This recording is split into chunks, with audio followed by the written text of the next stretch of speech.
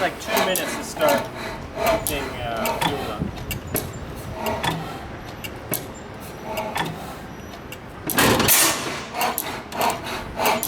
People coming out of buildings everywhere.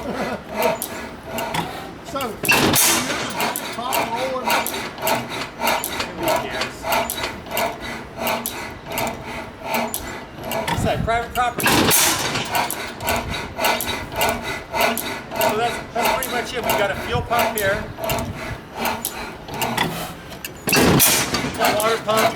And what's interesting is that the intake rocker arm latch out is connected directly to the exhaust rocker arm.